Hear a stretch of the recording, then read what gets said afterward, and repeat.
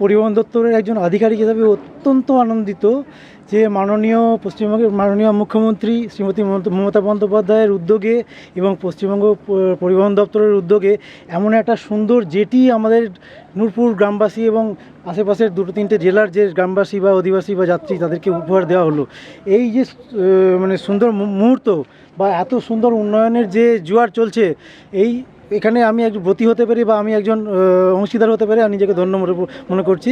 যে এখানকার দীর্ঘদিনের দাবি ছিল এখানকার অধিবাসী বৃন্দদের যে একটা সুন্দর সুসংহতভাবে অটোমেটেড জেটি উদ্বোধন করা বা উপহার দেওয়ার জন্য, যেটাতে কিন্তু সেফটি সিকিউরিটি থেকে শুরু করে সমস্ত কিছু মেনটেন করা থাকবে, যেখানে জলসাথীরা থাকবেন এবং সুন্দর চওড়া গ্যাংওয়ে থাকবে, যেখানে যাত্রীদের যাতায়াতে কোনো অসুবিধা হবে না বা কোনো ভিড় থাকলেও ওভার ক্রাউডেড হওয়ার কোনো ব্যবস্থা থাকবে না, প্রবলেম থাকবে না, কারণ জেটিটা অনেক চওড়া করা হয়েছে। সামনের পন্টুনটাও যা দেখলাম খুব সুন্দরভাবে সেফটি সিকিউরভাবে করা হয়েছে। এই এলাকার দীর্ঘদিনের একটা দাবি ছিল যে একটা ভালো সুসংহতভাবে একটা জেটি যেন থাকে, আমাদেরকে যাতায়াত করতে তাদের অসুবিধা হচ্ছিল। এখন যেটা হয়েছে এতে এখানকার শুধু নূরপুরের গ্রামবাসী বা অধিবাসীরা নয়, আশেপাশে তিন চারটে ডিস্ট্রিক্টের যারা যে অধিবাসী বা যাত্রী তারা খুব সহজে স্বল্প সময়ে এই নদী পারাপার করে তারা তাদের দৈনন্দিন কাজকর্ম পালন করতে পারবেন বা করতে পারবেন। আমি শুভাশিস দত্ত, অ্যাডিশনাল আরটিও, ডায়মন্ড হারবার।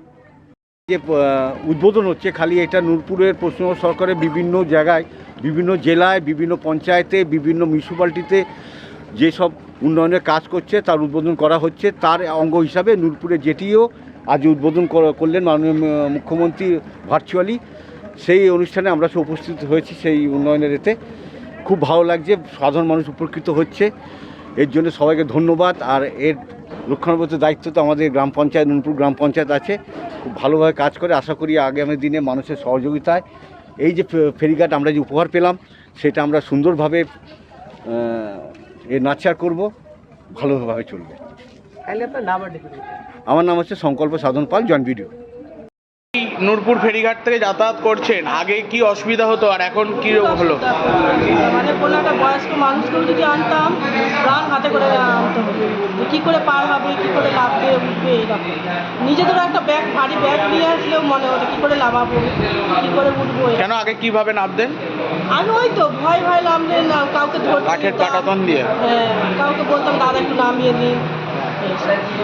এখন তো উদ্বোধন হলো, আজকের হবে, ভালোই লাগছে। কিরকম হয়েছে এখন জেটিঘাট, কিরকম দেখছেন? ভালোই লাগছে। এখন কোনো গাড়ি নিয়ে গেলেও সমস্যা নেই, কোনো গাড়ি নিয়ে গেলে তখন যাওয়া যেত না। দীর্ঘদিনের সমস্যা কি সমাধান হলো? হ্যাঁ, সমাধান হলো, ভালোই হয়েছে। কেমন দেখছেন ফেরিঘাটে? ভালোই লাগছে, নাদিয়ারার থেকে এটা ভালো লাগছে। কি নাম আপনার? আমার উমা জানা। জেটি আর এখনকার জেটির মধ্যে পার্থক্য কি হয়েছে? অনেক পার্থক্য, অনেক হেভি। আগে কিভাবে যাতায়াত করতেন এখান থেকে? ওই লাঠি ধরে যেতে হতো, কোন সময় পড়ে যেতে হতো, ব্যাগ কিন্তু আনতে পারতাম না, খুব অসুবিধা হতো। আর এখন জেটি কিরকম দেখছেন? এখন মানে বলবো কি হেভি সুন্দর হয়ে গেছে, বলার মতন নয়। আমি যে বলবো সেই ভাষাটা বলতে পারছি না যে এত সুন্দর হয়েছে। কতদিন ধরে এরকম যাতায়াত করেছেন? হ্যাঁ, অন্তত 30-40 বছর। অন্তত স্মার্ট গেট ফেট করে দিয়েছে। এবার কি চিন্তামুক্ত হলো? হ্যাঁ, চিন্তামুক্তি হলো, অনেক চিন্তামুক্ত হয়েছে। বয়স্করা আসতে পারছে না, কেননা তারা তো যেতে পারতো না, তো ওই জন্য খুব সুন্দর হয়েছে। গাদিয়া থেকেও ভালো হয়েছে। আপনারা খুশি? খুশি, খুব খুশি। আপনার আসবে সবাই খুশি হয়। আপনার নাম? আমার নাম পান্না জানা।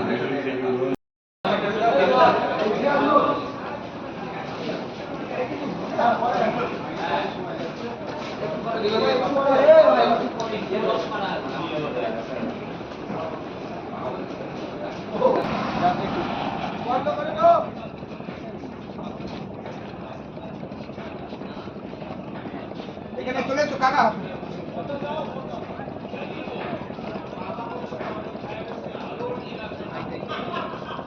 হ্যালো।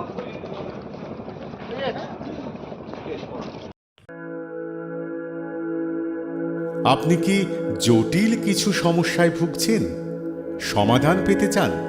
যোগাযোগ করুন প্রখ্যাত জ্যোতিষ ও তান্ত্রিক মনসারাম ভট্টাচার্যের কন্যা মনসা কন্যার সাথে। প্রখ্যাত জ্যোতিষ ও তান্ত্রিক মনসা কন্যা হাওড়া জানবাড়ি ও হাতিবাগানের নিজস্ব মন্দিরেও বসেন। যোগাযোগ 9830106967 আর 9239655323।